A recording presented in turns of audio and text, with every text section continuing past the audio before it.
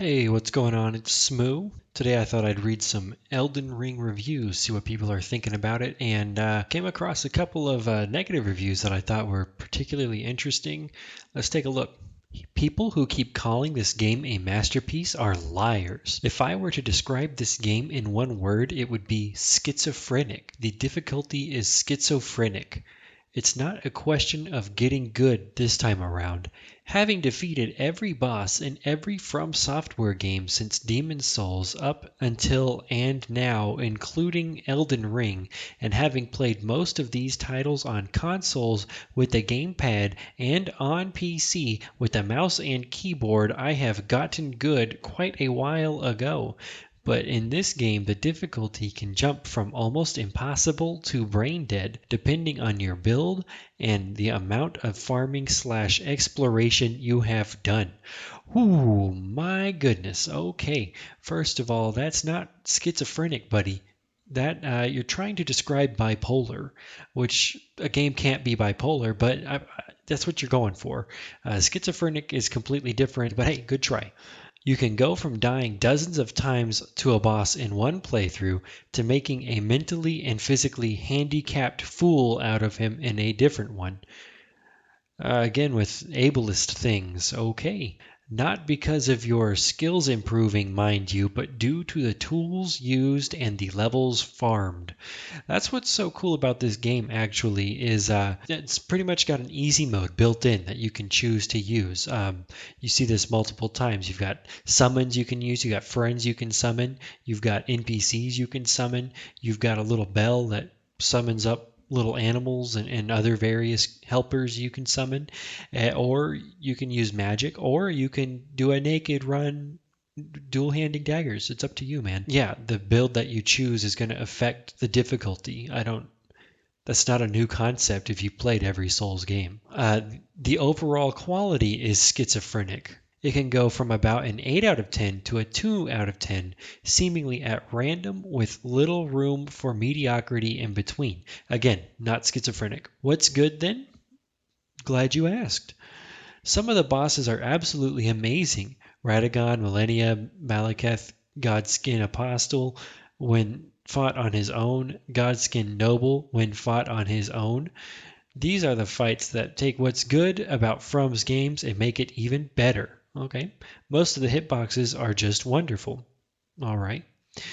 The variety in builds and the amount of options presented to the player is really astonishing. Here's the thing, they're complementing the amount of builds and the variety of choices and decisions that you can have, and at the same time complaining that some builds are easier than others. You can't you can't have it both ways, you know. The variety of the builds is either a good thing or a bad thing. And what's bad? Most of the bosses. And then you get a wall of text. Here we go. Tree avatars, godskins, red wolves, gargoyles, tibia mariners, tree sentinels, ulcerated tree spirits, omen killers, Nox swords, stresses, and priests, astrals, pumpkinheads, misbegotten, crucible knights, worms, dragons, commanders, ductor virgins, alabaster and onyx lords, black knights, rune bears, lorettas, trolls, mogues, kindreds of rot, deathbirds, ancestor spirits, knights, cavalry, and probably more. Not to bully the mentally and physically disabled middle child of the family. Okay. Anyway, you can see where this is going. It is super sad to watch schizophrenia unfold. At least use it to describe something that you're trying to describe as schizophrenic. That's all I'm going to say about that. A lot of the above mentioned problems can be somewhat ameliorated with the help of summons, which you are basically forced to use for many of the fights, and which the game seems to be balanced around, but knowing Dark Souls community's feelings towards using the help of the summoned NPCs and players on your first playthroughs of any of the past games From should have known this was a bad idea. It seems like he's mad that he didn't beat it as easily as he wanted to, but I could be wrong. There are also the atrocious problems with the multiplayer. Not only will you get disconnected from other players both while invading and co-oping, but you can actually get punished with a 12-hour-long timeout for something that is an error on the part of the developer. They are literally punishing you for their incompetence. I am noticing some issues with the networking on my end. I don't think it's really fair to call like the developers incompetent for this. I mean, yeah, 12-hour long timeout That fucking sucks, man. The storytellers at From Software are absolute geniuses, but not for the reason most people think. They have mastered the art of doing very little while letting the players write the story for them. While with these games, we are doing all the job of the writers and we are not even getting paid for it. Not even partnering with George R. Martin could have changed that. I don't know who pissed in this guy's Elden Flakes, but man, he is mad. So this take here basically says, hey, I'm writing the story. I'm writing Elden Ring's story. And that's not okay. I'm not getting paid for it. So From Software, could you please actually credit this person with the Elden Ring story writing? Thanks. I really enjoy this next review as well. It's not as ableist and super fun as the last one. The long-awaited game Elden Ring is a collaborative work between the makers of Dark Souls and George R. Martin. Rest assured that I'm not some pleb that couldn't beat the first boss and got mad. At 88 hours in, I've beaten the final boss with the hidden ending.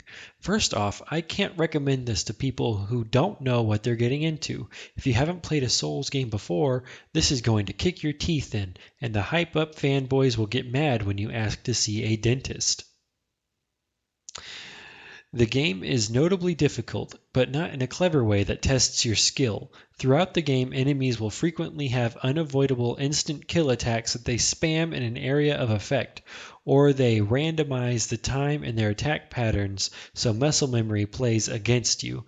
Depending on where the spawn point is, you will likely have significant backtracking to do before getting instant killed on entering the boss room until you get lucky and they change their attack patterns. This must happen in a spot of the game that I haven't gotten to because I haven't noticed this particular issue. This feels less like a narrative element of the game and more like a transparent way of padding their game's length and distract you from how otherwise empty the world is. Otherwise empty the world is? I feel like every time I turn around in this game, I've got something new to explore. Every inch of this landscape feels like it's filled with something to do. I don't really understand that particular gripe. I feel like you should have found a lot of the extra shit that's around. So I don't understand how you spend 88 hours on a game. The open world aspect is fine for stumbling on things every now and then, but the enemy placement and loss of XP on death means that it's also discouraged via having you hopping around save points. I actually feel the exact opposite of what this is saying. This says, yeah, the way that you lose experience on death has you hopping from save point to save point in order to not lose your XP. I've noticed myself whenever I find a new place to explore, I quickly hop back to the save point, level up what I can, and then I say, okay, fuck it, let's go. But I also don't play the game like a bitch, so items in game are not balanced in their distribution 90% of the time. When you loot something, it'll be a crafting component. Almost none of the items are worth crafting. Armor doesn't really matter since most enemies will kill you in 2 hits. I can't really speak to this. I don't really do armor-based builds in any of the From Software games that I play. I pretty much rely on my ability to dodge, which makes me die a lot, but I'm pretty used to it. The game has co-op, but it's limited to boss areas or the immediate areas in front of them. These also require consumable objects. The consumable objects that he's complaining about needing for co-op are some of the craftable items that he says earlier. Most craftable items aren't worth crafting.